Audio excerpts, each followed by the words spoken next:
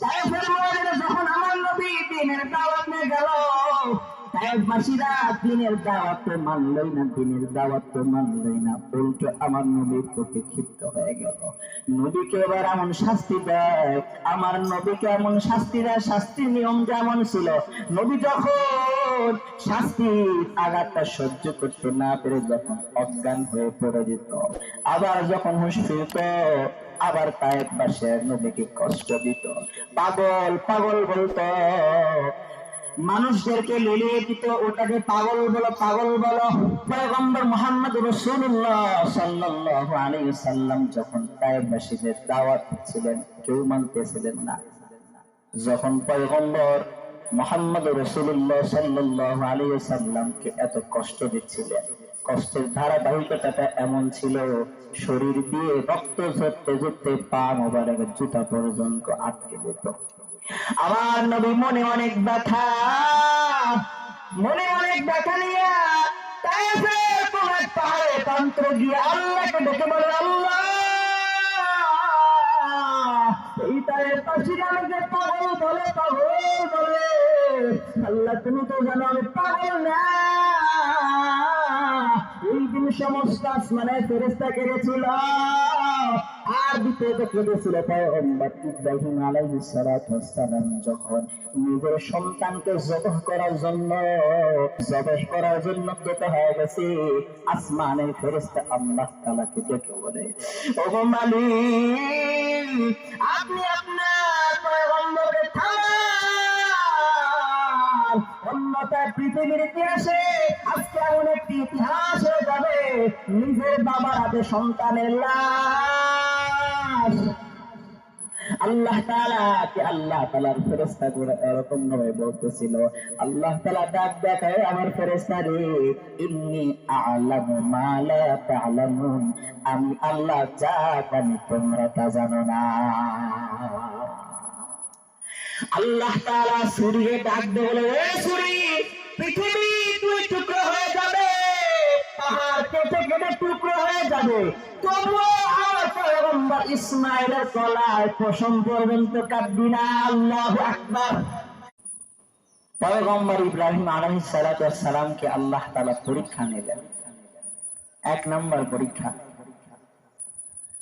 নমরুদের আগুনের মধ্যে পয়গম্বর ইব্রাহিম আলাইহিস সালাতু ওয়াস সালাম, নমরুদ যখন পয়গম্বর ইব্রাহিম আলাইহিস সালাতু ওয়াস সালামকে আগুনের মধ্যে ফেলা দিল, পয়গম্বর ইব্রাহিম আলাইহিস সালাতু ওয়াস সালামের কাছে জিবরাইল আমিন এসে কয়, ও আল্লাহর খলিল, আপনার কি সাহায্যের প্রয়োজন আছে? আপনার কি সাহায্য লাগবে? আপনি একটু বলেন। ইব্রাহিম আলাইহিস সালাম কেমন আল্লাহর বন্ধু, কেমন আল্লাহর খলিল, জিবরাইলকে কয়, ওরে আল্লাহর ফেরেশতা, আল্লাহ তাআলা যদি আমি ইব্রাহিমকে সাহায্যের প্রয়োজন মনে করতেন, তাহলে আল্লাহ তাআলা সাহায্য করবেন, অন্যথায় আমার সাহায্যের প্রয়োজন নাই।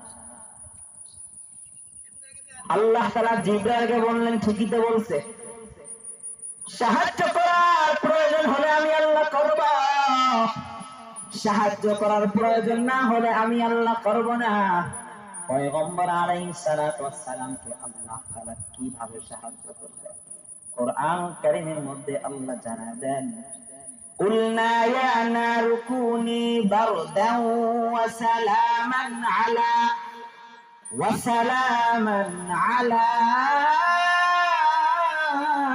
ইব্রাহিম।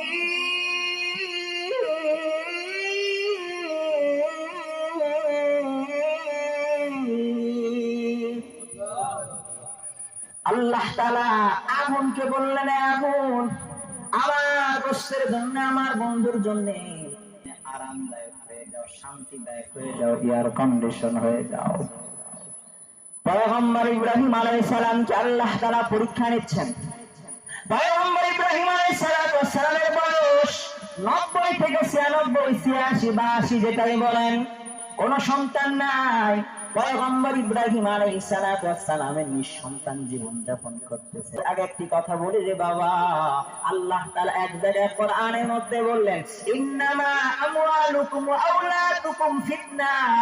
এই দুনিয়ার মধ্যে ধন সম্পদ, এই দুনিয়ার মধ্যে সন্তান সম্পত্তি আল্লাহ তাআলা পরীক্ষার জন্য আমাকে আপনাকে বাবা। অন্য জায়গায় আল্লাহ তাআলা সূরাতুল কাহফে আল্লাহ বলেন, জিনাতুল হায়াতুদ দুনিয়া, দুনিয়ার জীবনে সন্তান সন্ততি এটা আমার আপনার জন্য সৌন্দর্য। উদাহরণ টানলে ভালো বুঝে আসবে। একজন লোকের যদি অনেক অঢেল ধন সম্পদের মালিক হয়, আর ওই মানুষটার যদি কোনো সন্তান সন্ততি না থাকে, ওই মানুষটা আফসোস করে আর বলে, হায়রে আমাকে আল্লাহ এত সম্পদ দিয়েছে, এত সম্পদ আমাকে কে ব্যয় করবে? করে না করে? পয়গম্বর ইব্রাহিম আলাইহিস সালাতু ওয়াস সালাম আল্লাহর কাছে দোয়া করলেন, রব্বি হাবলি মিনাস সালিহিন।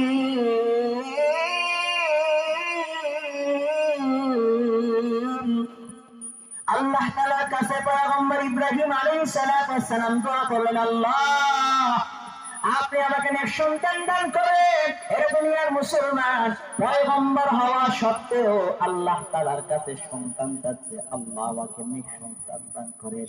আমি তো পয়গম্বর না, আমি তো আল্লাহর ওলিও না, আমি তো অনেক বড় বুজুর্গও না।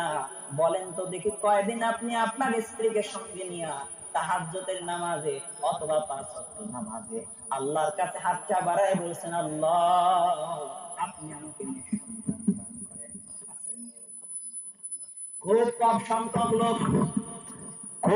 সংখ্যক লোক আল্লাহ তাআলার কাছে চাইতে জানি না।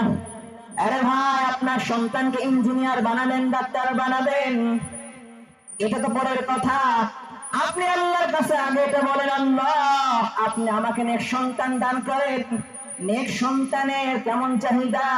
যেই বাবার সন্তানটা মাদকে আসক্ত, জুয়াখোর, মদখোর, ওই সন্তান, ওই বাবা জানেন এক সন্তানের অপব্যবহার কি পরিমাণ, ঠিক কিনা? যে বাবা জানে তার সন্তান কথা শোনে না, ঠিক মতো তার কথা শোনে না, নেক সন্তানের চাহিদা ওই বাবাটা কিন্তু বেশি। পয়গম্বর ইব্রাহিম আলাইহিস সালাতু ওয়াস সালাম আল্লাহ তাআলার কাছে দোয়া করলেন, আল্লাহ আপনি আমাকে নেক সন্তান দান করেন। আল্লাহ তাআলা সুসংবাদ দিয়ে দিলেন, ফাবাশশারনাহু বিগুলামিন হালিম।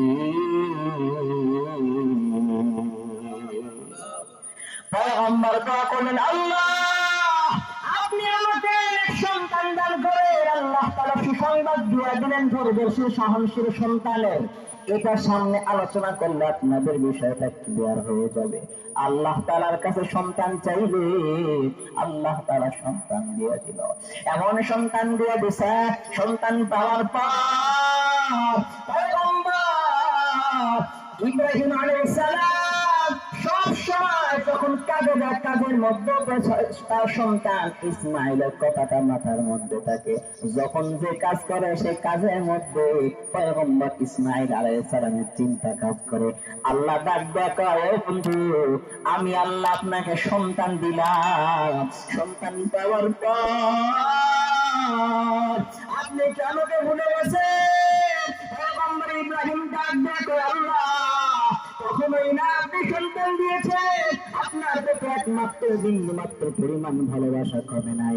আল্লাহ পাক দেখায়, বন্ধু এটা আমি কথা বিশ্বাস করব না, আমাকে প্রমাণ দেওয়া লাগবে। মুসিবত না, আমাকে প্রমাণ দেওয়া লাগবে। কি প্রমাণ? আল্লাহ জানায় দেন, ও পয়গম্বর আপনি আপনার স্ত্রী সহ সন্তানকে বনবাসে রেখে আসেন। পরীক্ষা শুরু। এরা মুসলমান, আমরা যে কুরবান করব, কুরবানটা আসলে কি? আমরা তো 1 লক্ষ, 5 লক্ষ, 10 লক্ষ টাকার কুরবান করতে পারবো, কিন্তু ইব্রাহিম আলাইহিস সালামের কুরবানির মধ্যে কি শিক্ষা? এই শিক্ষাটা আপনাদের দেওয়ার জন্য এতটুকু আলোচনার ক্ষুদ্র প্রয়াস। পয়গম্বর ইব্রাহিম আলাইহিস সালাতু ওয়াস সালামকে আল্লাহ তাআলা বললেন, ও বন্ধু আপনি আপনার স্ত্রী সন্তান সহ বনবাসে রেখে আসেন। পয়গম্বর তার স্ত্রী সন্তানকে সঙ্গে নিয়ে বাইতুল্লাহর সামনে হাজির হয়ে গেল। মাকাম ইব্রাহিমে তারা স্ত্রী সন্তানকে রেখে এবার পয়গম্বর ইব্রাহিম বাসার দিকে রওনা দিয়ে দিছে। পেছন থেকে কেন প্রিয় প্রিয়তমা স্ত্রী ডাক দেখায়, ও প্রাণের স্বামী আমার, আপনি আমাকে রেখে যাচ্ছেন, এটা কি আল্লাহ তাআলার কোন হুকুম ছিল, ফরমান ছিল? পয়গম্বর ইব্রাহিম ডাক দেখায়, এটা আল্লাহ তাআলার হুকুম ছিল। অন্য বর্ণনায় পাওয়া যায় পয়গম্বর যখন সামনে আগায়, এবার যখন হাজেরা ডাক দেখায়, স্বামী আমার, এটা কি আল্লাহ তাআলার পরীক্ষা? পয়গম্বর ডাক দেখায়, পয়গম্বর এবার যখন হাজেরার দিকে তাকাবে, কেমন পরীক্ষা রে, কেমন পরীক্ষা, কেমন ত্যাগ। এবার তখন পয়গম্বর স্ত্রী ডাকটা শোনার জন্য পেছনে তাকাবে, আমার আল্লাহ ডাক দেখায়, বন্ধু খলিল আমার, পেছনেও তাকানো যাবে না। কি পরীক্ষা! 90-96 বছর পর্যন্ত নিঃসন্তান, আল্লাহ সন্তান দিয়েছেন, সেই সন্তানকে আবার বনবাসে রেখে আসে। এবার সন্তানকে রেখে পয়গম্বর ইব্রাহিম আলাইহিস সালাতু ওয়াস সালাম বাসার দিকে চলে গেলেন। আল্লাহ তাআলার দিকে মুতাওয়াজ্জিহ হয়ে আছে, কখন জানি আল্লাহ তাআলার ফরমানটা চালু হয়। আল্লাহ তাআলার দিকে মুতাওয়াজ্জিহ হয়ে আছে, কখন আল্লাহ তাআলার ডাক আসবে।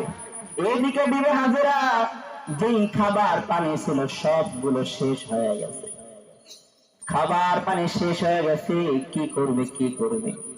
আল্লাহ রাব্বুল আলামিন আমাকে আপনাকে যে নিয়ামত দিয়েছেন, অনেকগুলো নিয়ামতের মধ্যে আল্লাহ তাআলা আমাকে আপনাকে যে জিহ্বা দান করেছেন, বলেন তো 60 বছর 70 বছর এই জিহ্বা দ্বারা, এই জিহ্বার মধ্যে যে পানি আছে, এই পানিটা কখনো শেষ হয়েছে? কথা বলেন। খাবার নাই, পানিও নাই, কোনো কিছু নাই। হাজেরা আলাইহিস সালাতু ওয়াস সালাম সন্তানকে পানি পান করানোর জন্য দিক বিদিক যায়। এমন সংকট, ক্ষুধার জ্বালায়, পানির জ্বালায় হাজেরা আলাইহিস সালাতু ওয়াস সালাম নিজের জিহ্বাটা পর্যন্ত ইসমাঈল আলাইহিস সালামের মুখের মধ্যে দিয়ে দিয়েছে। একটি সময় জিহ্বার পানি পর্যন্ত শুকিয়ে গেছে। পয়গম্বর ইসমাঈল আলাইহিস সালাতু ওয়াস সালামের এমন কষ্ট, হাজেরা কি করবে মাত্র। আসলে পিতামাতা তো এমনই হয়, নিজের জীবনটা খুয়ায় ফেলে, কিন্তু সন্তানকে বিন্দু মাত্র কষ্ট দিতে চায় না। আওয়াজ দেয়া বলেন ঠিক কিনা? পয়গম্বর ইসমাঈল আলাইহিস সালাম, পানি নাই, খাবার নাই। হাজেরা আলাইহিস সালাম ওই মাকামে ইব্রাহিমের পেছনে আছে, ওই মাকামে ইব্রাহিমের নিচে আছে জমজম কূপ, ওখানে ইসমাঈল আলাইহিস সালামকে শুয়ে রেখে হাজেরা আলাইহিস সালাম একবার সাফা পাহাড়ে যায়, একবার মারওয়া পাহাড়ে যায়, সাফা যায়, মারওয়া যায়, তালাশ করে কোথাও কোনো মানুষ আছে কিনা, কারোর থেকে কোনো পানি তালাশ করতে পারে কিনা। ওই যে সাফা গেল, মারওয়া গেল, সাফা থেকে নামার সময়, মারওয়া থেকে নামার সময় একটা ঢালু জায়গা আছে, যারা হাজী সাহেব তারা ভালো বুঝবেন। ওই ঢালু জায়গায় একটা নীল বাতি চালানো আছে, ওই জায়গাতে আল্লাহর বান্দি হযরতে হাজেরা আলাইহিস সালাতু ওয়াস সালাম যখন নামার পরে পয়গম্বর ইসমাঈলকে দেখা যাইত না। পয়গম্বর ইসমাঈলকে যখন দেখা যেত না, পয়গম্বরকে না দেখার ফলে হাজেরা আলাইহিস সালাম একটু মৃদুভাবে হেঁটে যেতেন। এটা আল্লাহ তাআলার কাছে এমন প্রিয় হয়েছে, আল্লাহ তাআলা ফরমান জারি করে দেয়, দুনিয়ার হাজিরি, যদি ওই জায়গায় হজ করতে গিয়ে যদি তুমি চক্কর না দাও, তোমার হজ কবুল হবে না। এইভাবে 7 বার তাওয়াফ করার পর হাজেরা আলাইহিস সালাম ক্লান্ত হয়ে গেছে। বলেন তো, যেখানে বান্দার চেষ্টা শেষ, সেখানে কার সাহায্য শুরু? আওয়াজ দিয়ে বলেন। যেখানে বান্দার চেষ্টা শেষ, সেখানে আল্লাহ তাআলার সাহায্য শুরু। পয়গম্বর ইসমাঈল আলাইহিস সালামের জন্য পানি ও খাদ্য ব্যবস্থা করতে না পেরে হাজেরা আলাইহিস সালাম আরশের মালিকের কাছে ডাক দেয়, ও আরশের মালিক, আমার চেষ্টা শেষ। হঠাৎ করে পানির টলটল আওয়াজ, এবার নিচের দিকে তাকায় দেখে পয়গম্বর ইসমাঈল আলাইহিস সালাতু ওয়াস সালামের পায়ের নিচে পানির ফোয়ারা আল্লাহ চালু করে দিয়েছে। পয়গম্বর ইসমাঈল আলাইহিস সালাতু ওয়াস সালাম এদিকে জীবন যাপন করতেছেন, ওদিকে পয়গম্বর ইব্রাহিম আলাইহিস সালাম আল্লাহ তাআলার দিকে চেয়ে আছেন কখন কোন ফরমান হয়। আল্লাহ তাআলা পয়গম্বর ইব্রাহিম আলাইহিস সালামের অন্তরে জাগ্রত করে দিলেন, ও বন্ধু, আমি আপনাকে সন্তান দিলাম, সন্তান দেওয়ার পর স্ত্রী সন্তান থেকে আপনাকে আলাদা করছি, রাগ করছেন নি আপনি? আল্লাহ বলছে, পয়গম্বর রাগ করছেন আপনি? কয় আল্লাহ রাগ করি নাই। কয় রাগ করেন নাই, তাহলে আলাদা পরীক্ষা করা লাগবে। এই কি পরীক্ষা? কয় রাগ যেহেতু করেন নাই, আপনার সন্তানকে জবাই করা লাগবে। আল্লাহু আকবার। পয়গম্বর ইব্রাহিম আলাইহিস সালাম আল্লাহ তাআলার ফরমান পাওয়ার পর হাতে ছুরি নিয়ে রওনা হয়ে গেছে। মনে মনে চিন্তা করতেছে, ছোটবেলায় আমি তো আমার সন্তানকে বনবেশে রেখে আসলাম, স্ত্রী সন্তানকে রেখে আসলাম, এরপরে কোনো খোঁজ নিতে পারি নাই। যদি হাজরা ডাক দেয়, কয় ও প্রাণের স্বামী আমার, আপনি এতদিন পর্যন্ত তো কোনো খোঁজ খবর নেন নাই। যদি হাজরা আমাকে প্রশ্নবিদ্ধ করা, যদি কুরবান করার ক্ষেত্রে প্রতিবন্ধকতা হয়ে যায়, যেহেতু মহিলা মানুষ এক লাইন বেশি বুঝে না, বুঝে কথা পান না, এক লাইন কিন্তু বেশি বুঝে। পয়গম্বর ইব্রাহিম আলাইহিস সালাম চিন্তা করতেছেন আর আসতেছেন, মনে মনে ভাবলেন, না হাজেরাকে বলা যাবে না, সরাসরি হযরত ইসমাঈল আলাইহিস সালামকেই বলবো। সন্তানকে গিয়ে এবার ডাক দেখো, সন্তান। ফালাম্মা বালাগা মাআহু সাইয়া ক্বালা ইয়া বুনাইয়া ইন্নী আরা ফিল মানাম। সন্তানকে কাছে ডাক দেখো, সন্তান, আমি স্বপ্নে দেখলাম তোমাকে জবাই করতেছি রে সন্তান। ফানজুর, তুমি তোমার মতামত পেশ করো। আপনারা বলেন তো দেখি, কোন মতামত পেশ করার জন্য বালেগের কাছে যায় না? না বালেগের কাছে যায়? কথা বলে না, বালেগের কাছে যায় না। ওই সময় ইসমাঈল আলাইহিস সালাম বালেগ ছিলেন, পরবর্তী আলোচনা দ্বারা স্পষ্ট হয়ে যাবে। হযরত ইব্রাহিম আলাইহিস সালাম এবার সন্তানের কাছে আসতেছেন। সন্তানকে যখন এই মতামত পেশ করতে বলেন, সন্তান ডাক দিয়ে কয়, ও আমার পিতা, ইফআল মা তুমার, আপনি যে বিষয়ে আদিষ্ট হয়েছেন তাড়াতাড়ি কার্যকর করেন। সন্তানকে নিয়ে হযরত ইব্রাহিম আলাইহিস সালাম মিনা প্রান্তরের দিকে রওনা হয়ে গেছে। ইবলিস এদিকে বসে আছে, মনে হচ্ছে ইবলিসের তুলকানি শুরু হয়ে গেছে। ইবলিস কেমন আপন আবার আপনার দেখা। আল্লাহ তাআলা কয়, ওয়ালা তাত্তাবিউ খুতুওয়াতিশ শাইতান ইন্নাহু লাকুম আদুউম মুবিন।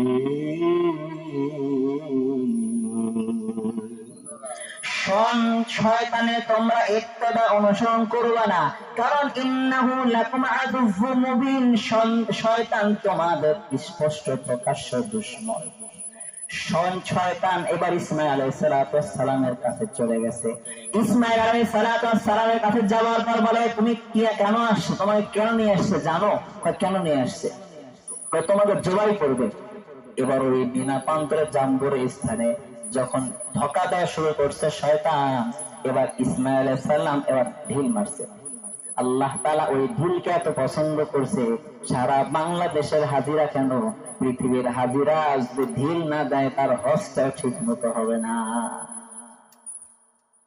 এবার যখন ইসমাঈল আলাইহিস সালাম পারলো না, চিন্তা করলো হাজেরাকে গিয়ে বলি, যেহেতু হযরত আদম আলাইহিস সালামের স্ত্রী হাওয়াকে কোনোভাবে কৌশলে ধোঁকা দিচ্ছে, একে পারে কিনা। হাজেরা কে বলে, হাজেরা তোমার সন্তান কোথায়? তার বাবা নিয়ে গেছে। কেন নিয়ে গেছে জানো? জবাই করতে নিয়ে গেছে। হাজেরা এক ঢিল মারছে। বাবা কোনদিন সন্তানকে ঢিল জবাই করতে পারে? যখন কোনো কাজ হলো না, এবার যখন ইব্রাহিম আলাইহিস সালাম সন্তানকে মিনা প্রান্তরে চাম্বরে নিয়ে গেলে, এবার সন্তান ডাক দেখায়, ফাআল মা তুমার, ও পিতা, আপনাকে যেই ব্যাপারে আদিষ্ট করা হয়েছে এই কাজটা আপনি সম্পাদন করুন। সাতাজিদুনি ইনশাআল্লাহু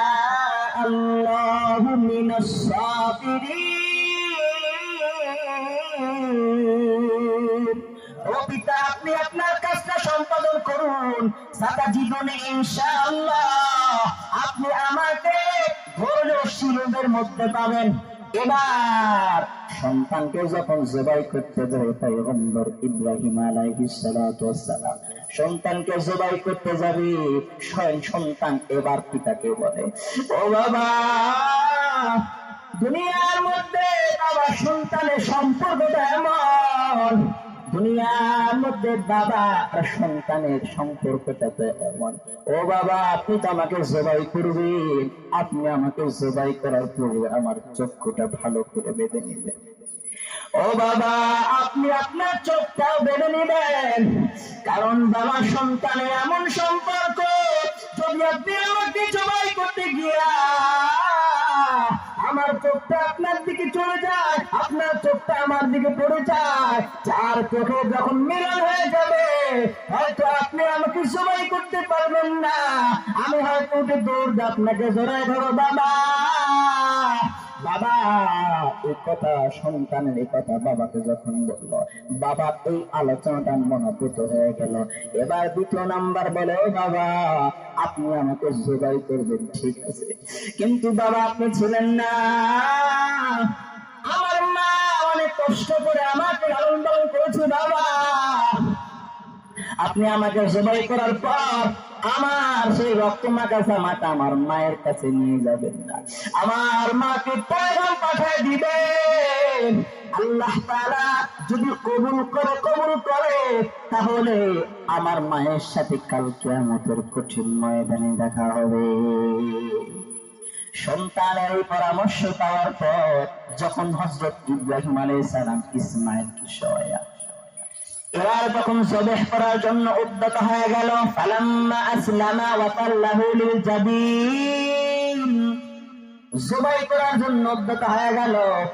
এবার ছুরিটা ইব্রাহিম আলাইহিস সালাম ইসমাঈল আলাইহিস সালাম ঘোড়ার কাছে রেখে আসমানের দিকে তাকায় বলে, মালিক আপনি বলছেন আমি আপনার চাইতে আমার সন্তানকে বেশি ভালোবাসি, আপনি তাকে দেখেন আমার সন্তানের চাইতে আমি আপনাকে বেশি ভালোবাসি। আল্লাহ, এই দুনিয়ার মুসলমান সমস্ত আসমানের ফেরেশতা দুইবার কেঁদেছে, জীবনে দুইবার, একবার কেঁদেছিল মুহাম্মদ রাসূলুল্লাহ সাল্লাল্লাহু আলাইহি ওয়াসাল্লাম যখন দ্বীনের দাওয়াত নিয়ে তায়েফের ময়দানে চলে গেল।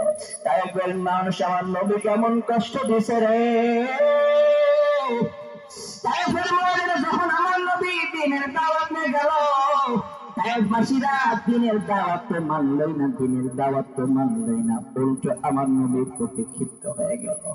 নবীকে এবার এমন শাস্তি দেয়, আমার নবীকে এমন শাস্তি দেয়, শাস্তির নিয়ম যেমন ছিল, নবী যখন শাস্তির আঘাতটা সহ্য করতে না পেরে যখন অজ্ঞান হয়ে পড়ে যেত, আবার যখন হুঁশ ফিরত, আবার তায়েফবাসী নবীকে কষ্ট দিত, পাগল পাগল বলতো, মানুষদেরকে লিলিয়ে দিত, ওটাকে পাগল বলো পাগল বলো। পয়গম্বর মুহাম্মদ রাসূলুল্লাহ সাল্লাল্লাহু আলাইহি সাল্লাম যখন তায়েফবাসীদের দাওয়াত দিচ্ছিলেন, কেউ মানতেছিলেন না। যখন পয়গম্বর মুহাম্মদ রাসূলুল্লাহ সাল্লাল্লাহু আলাইহি সাল্লামকে এত কষ্ট দিচ্ছিলেন, কষ্টের ধারাবাহিকতাটা এমন ছিল, শরীর দিয়ে রক্ত ঝরতে ঝরতে পা মোবারকের জুতা পর্যন্ত আটকে যেত। আমার নবী মনে অনেক ব্যথা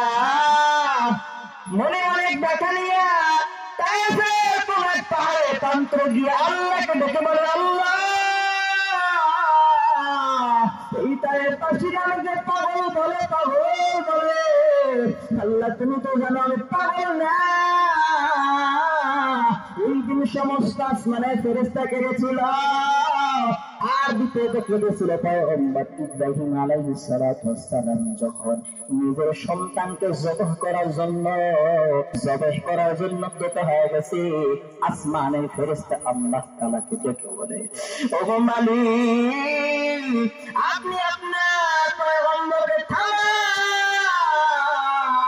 অন্যথায় পৃথিবীর ইতিহাসে আজকে এমন একটি ইতিহাস হয়ে যাবে, নিজের বাবার হাতে সন্তানের লাশ। আল্লাহ তাআলার ফেরেশতাগুলো এরকম ভাবে বলতেছিল, আল্লাহ তাআলা ডাক দেখায়, আমার ফেরেশতা রে, ইন্নী আ'লামু মা লা তা'লামুন, আমি আল্লাহ যা জানি তোমরা তা জানো না।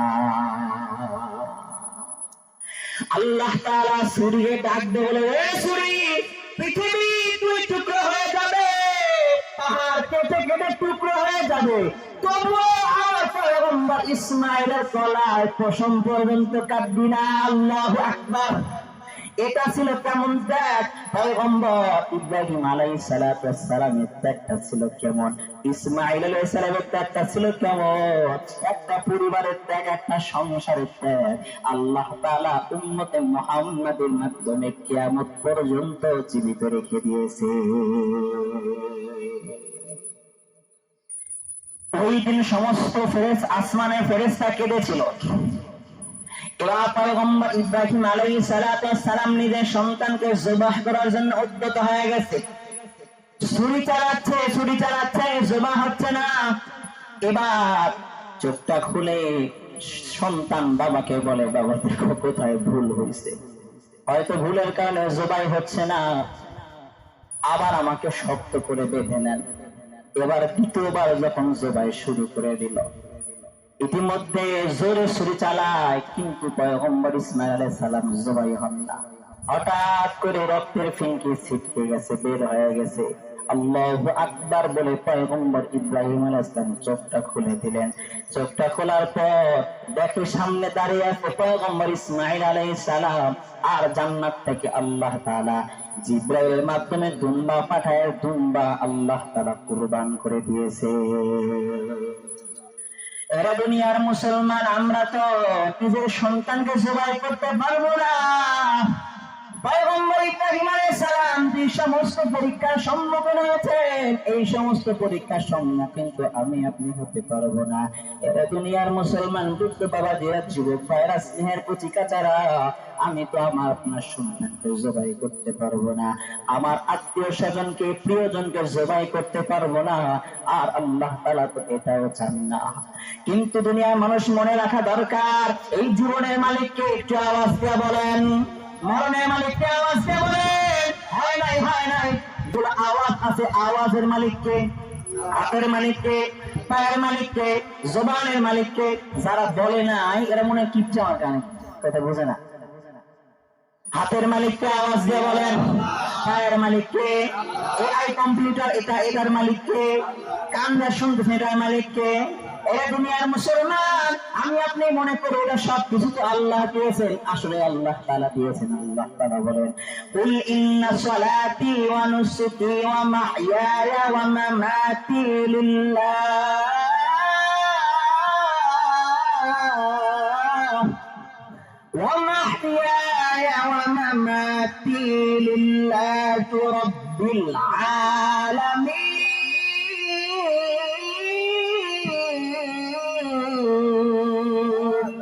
وسلمان وتغربا لهذا عيناني خطب دستين خازدادا। আমার নামাজ আল্লাহর জন্য, আমার কুরবানি আল্লাহর জন্য, আমার রোজা আল্লাহর জন্য, আমার খাওয়া আল্লাহর জন্য, আমার না খাওয়াটা আল্লাহর জন্য। মুসলমান হাসবে আল্লাহর জন্য, মুসলমান কাঁদবে আল্লাহর জন্য, মুসলমান বন্ধুত্ব রাখবে আল্লাহর জন্য, মুসলমান শত্রুতা করবে এটা একমাত্র আল্লাহর জন্য। আর যদি সমস্ত কিছু মুসলমান আল্লাহর জন্য হয়ে যায়, হাদিসে কুদসির মধ্যে বলেছে, মাল্লাহুল মাওলা ফালাহুল কুল, সেই ব্যক্তি আল্লাহ তাআলা হয়ে যায়, ওই ব্যক্তিকে আল্লাহ রাব্বুল আলামিন দুনিয়ার মধ্যে যা কিছু আছে ওই সব কিছু ওই বান্দার গোলামের জন্য নিয়োজিত করে দেয়। কিভাবে দেয়? আল্লাহ তাআলা মানুষ এবং জিনকে আল্লাহ তাআলার গোলামে দাসত্ব করার জন্য সৃষ্টি করেছেন। পক্ষান্তরে যতগুলো মাখলুকাত আল্লাহ তাআলা সৃষ্টি করেছেন, এরা দুনিয়ার মুসলমান, মানুষ এবং জিন আল্লাহ তাআলার ইবাদত করবে। এই ইবাদতের বিনিময়ে আল্লাহ তাআলা সমস্ত মাখলুকাতকে তার খেদমতের জন্য বানায় দিবে। আমার জীবন, আমার মরণ সবই তোমার, এই জীবনে কিছুই চাওয়ার নেই তো আর। আমার জীবন, আমার মরণ সবই তোমার। জিন্দেগিটা গড়তে চাই রঙে তোমার। আল্লাহু আকবার বলেন। জিন্দেগিটা গড়তে চাই রঙে তোমার। ফিরায়ও না বলে আমি গুনাহগার। সুরে সুরে সতাজে গান গাই তোমার। আমার জীবন আমার মরণ সবই তোমার। জীবন মরণ যদি আল্লাহ তাআলার জন্য হয়ে যায় তাহলে তাওয়াক্কুল করতে হবে। তাকে আওয়াজ দিয়ে বলেন ওয়া তাওয়াক্কাল আলাল্লাহ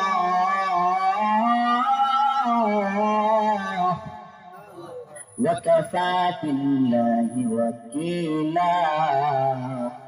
सारे दुनिया हो मुखालिफ कुछ नहीं नुकसान। सारे दुनिया हो मुखालिफ कुछ नहीं नुकसान। गम नहीं कुछ डर नहीं कुछ जब खुदा रहमान। गम नहीं कुछ डर नहीं कुछ जब खुदा रहमान। এই জন্য ভরসা আল্লাহ তাআলার করা যাবে। তো এরা দুনিয়ার মুসলমান কথা বলতেছিলাম, আমি আপনি তো আমার সন্তানকে জবাই করতে পারবো না, আর আল্লাহ তাআলা তো এটা চান না। কুরবানির চাহিদাটা কি? আল্লাহ তাআলা পয়গম্বর ইব্রাহিম আলাইহিস সালামের একনিষ্ঠতা চেয়েছেন, আল্লাহ তাআলা খুলুসে চেয়েছেন, ত্যাগ চেয়েছেন। এই জন্য আমি আপনি লক্ষ টাকার কুরবানি করলে ওই লক্ষ টাকার কুরবানি আল্লাহ তাআলার কাছে পৌঁছবে না। আল্লাহ তাআলা জানায় দেন লা ইয়ানালাল্লাহ লুহুমুহা ওয়ালা দিমাউহা ওয়ালাকিন ইয়ানালুহুত তাকওয়া মিনকুম। আল্লাহু আকবার। কোন কিছু আল্লাহ তাআলার কাছে পৌঁছবে না। এই পৌঁছবে কোন জিনিসটা? আল্লাহ তাআলার কাছে পৌঁছবে একমাত্র তাকওয়া, অন্তরের একনিষ্ঠতা, এটা আল্লাহ তাআলার কাছে পৌঁছবে। এই জন্য মুসলমান আমি আপনি কুরবান করব, এখনো যাদের নিয়তের মধ্যে ভেজাল আছে, একমাত্র আল্লাহ তাআলা সন্তুষ্টির জন্য কুরবান করবেন।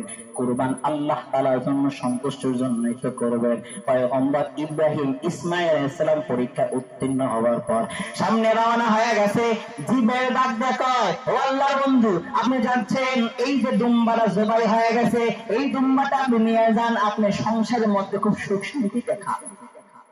তার মানে আমি আপনি লক্ষ টাকার কুরবান করব, শুধু অন্তরে ইখলাস একনিষ্ঠতা যদি আল্লাহ তাআলার উপরে থাকে, ওই 1,10,00,000 টাকার কুরবানি আমি আপনি আরামে অনায়াসে খেতে পারবো। সুবহানাল্লাহ। এই জন্য আমরা অন্তরে কুরবানি আমি আপনি তো কুরবান করতে যে একটা পশুকে কুরবানি করতে গিয়ে নিজের 10টা পশুত্বের আচরণ বের করি। একটা গরুকে জবাই করতে গিয়ে 10 জন এমন ভাবে ধরে, গরুকে জবাই করার আগেই মনে হচ্ছে মরে যাচ্ছে কতক্ষণ। এই জন্য পশুত্বের কুরবানির সাথে সাথে নিজেদের নফসের পশুত্বের কুরবানি করা দরকার।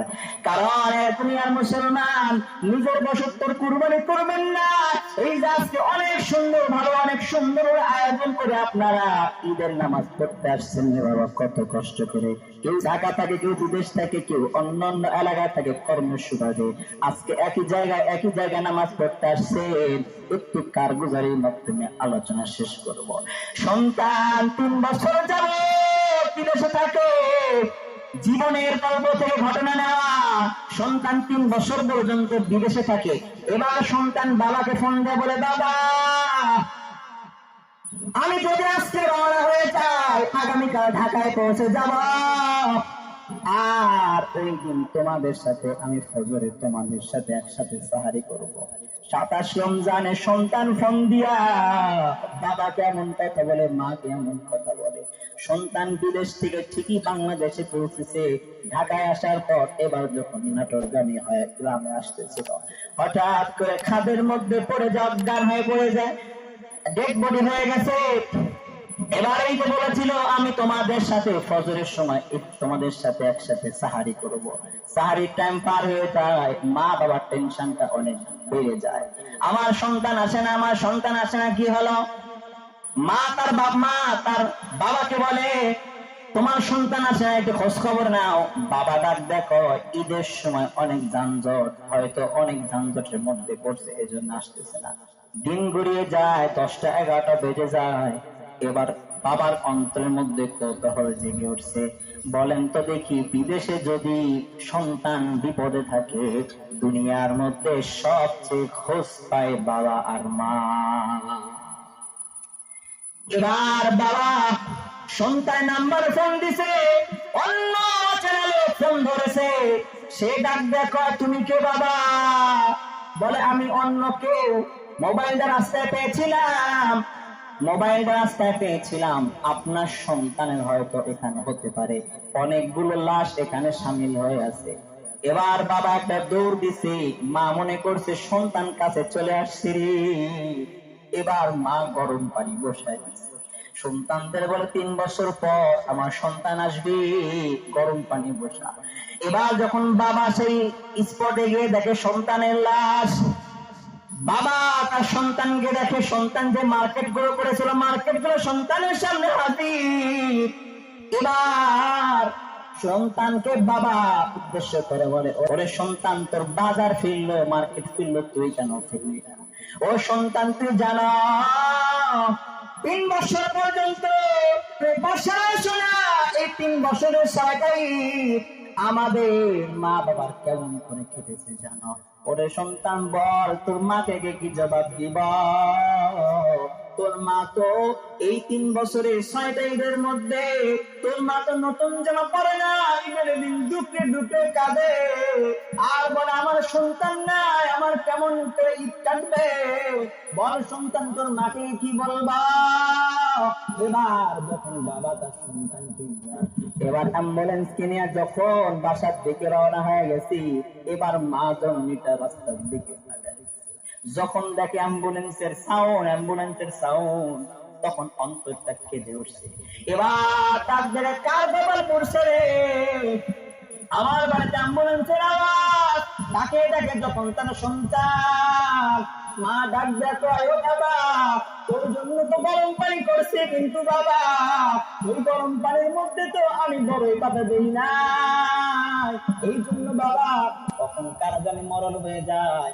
এই জন্য নিজেকে তৈরি করে মন, মনকে বোঝানো রে মন, আমি আপনি তো মুহূর্তের মধ্যে মারা যেতে পারি, মুহূর্তের মধ্যে মারা যেতে পারি। মনকে বুঝাও মন, এই যে চোখ মিলাইলাম, অনেক সংখ্যা দেখলাম, কিন্তু আবার চোখ বন্ধ করলাম, কাউকে দেখি না। আমার আপনার শক্তি আছে, একটুবার খুললেই কিন্তু দেখা যাবে, কথা বলেন। কিন্তু একটি সময় আমার আপনার চোখটা যখন বন্ধ হয়ে যাবে, আব্দুল করিম আব্দুল জব্বার বলবে না, আব্দুল করিম আব্দুল জব্বারের সাথে লাশটা পর্যন্ত বলবে, আওয়াজ দিয়ে বলেন, আত্মীয় স্বজন যার জন্য নিজের জীবনটা খুঁয়ে ফেলছে, ওরা পর্যন্ত বলবে তাড়াতাড়ি তাকে দাফনের ব্যবস্থা কর। এবার যখন দাফনের ব্যবস্থা করলো, এবার যখন আমার আপনার মাথার দিকে মুষ্টিটা দিয়ে দিল, মাথার মুষ্টি যখন বেঁধে দিল, কেমন যেন বুঝায় দেয়, যেই মাথা দিয়া মস্তিষ্ক দিয়া অপরের সম্পদ নষ্ট করেছো, অপরের তুমি দুষ্কৃতিমূলক আচরণ করেছো, তুমি মাথা দেবে, তোমার মুষ্টি বাঁধার মাধ্যমে বুঝায় দেয়, প্রমাণ করে দেয়, এই মাথা আর দুনিয়াতে কোনো কাজ করবে না। আবার তখন কোমরে যখন বাধা দেয়, কোমরটা বাধা দেওয়ার পর বুঝায় দেয়, এই কোমর দিয়ে কত কিছু করছো, কত শক্তি খাটাইছো, এটা থাকবে না, এটা আজকে নিস্তেজ হয়ে গেল। পায়ে যখন মুরন দিয়ে দিছে, বেঁধে দিছে, পা কেমন যেন বলে, আজকে তোমার আপনার চলার মতন সামর্থ্য নেই বাবা। এবার আমাকে আপনাকে যখন কবরে রাখলো, 1 মিনিটের বেশি কিন্তু কবরে নামাই তোলা, আমার আপনার অবস্থাটা এমন হয়ে যাবে। এই জন্য আজকে কুরবানির দিন আমি যুব সমাজকে বারবার বলি, এরে ভাই, আজকে কুরবানির দিন উপলক্ষে, ঈদ উপলক্ষে বা অন্যান্য ঐতিহাসিক দিনগুলো উপলক্ষে আপনাদের মধ্যে গুনাহের মাধ্যমা হয় কি হয় না? আওয়াজটা বলে, বিশেষ করে ডেক্সের আওয়াজ, গান বাজনা বেশি হয় কি হয় না? এই জন্য আপনাদের খেদমতে বেশি ঠিক বলে চাই। এই জন্য কার কখন যেন মরণ হয়ে যায় এগুলো করবেন না। আল্লাহ রাব্বুল আলামিন আমাকে আপনাকে অন্তরে তাকওয়া সহ কুরবান করার মতন তৌফিক দান করুন। পাশাপাশি আল্লাহ রাব্বুল আলামিন আগেই বললেন, ফসল্লি লিরাব্বিকা ওয়ানহার, আপনি নামাজ পড়েন, এরপর কুরবানি বলেন। এই জন্য নামাজের কথা আসছে, এই জন্য যেখানে থাকেন না কেন নামাজ পড়বেন না, ছাড়বেন, আওয়াজ দিয়ে বলেন। আল্লাহ রাব্বুল আলামিন আমাকে আপনাকে 5 ওয়াক্ত নামাজ যেখানে থাকি না কেন আল্লাহ তাআলা 5 ওয়াক্ত নামাজ পড়া ইখলাসের সাথে কুরবানি করার মিথ্যা গীবত চগল করে ছাড়ার মতন আল্লাহ তাআলা তৌফিক দান করুক। যদি অন্তরের মধ্যে এরকম খাঁটি নিয়ত থাকে আর মিথ্যা বলবো না, নামাজ ছাড়বো না। যদিও আমি আপনি মসজিদের মধ্যে নামাজ পড়তে না পারি, কিন্তু মাঠের মধ্যে নামাজ তো আপনার নিষেধ নাই। এই বনি আদমকে আল্লাহ রাব্বুল আলামিন অনেকগুলো কারণে সম্মানিত করেছেন। এর মধ্যে একটা কারণ হলো আল্লাহ তাআলা ওই বনি আদমের জন্য তামাম পৃথিবী আল্লাহ তাআলা সিজদার স্থান বানায় দিয়েছে। সুবহানাল্লাহ। এই জন্য অন্তরের মধ্যে নিয়ত করেন আজ থেকে 5 ওয়াক্ত নামাজ পড়বো, মিথ্যা কথা বলবো না, চগলখড়ি করবো না। আজকে ঈদের দিন উপলক্ষে কেন, ঐতিহাসিক দিন উপলক্ষে কেন, প্রত্যেকটা কথায় প্রত্যেকটা কাজে গুনাহ গুনাহ গুনাহ। নেক কাজ করতে না পারলেও গুনাহ করব না। যদি খাঁটি নিয়ত থাকে দুটো হাত তুলে আমার আল্লাহকে দেখায় দাও।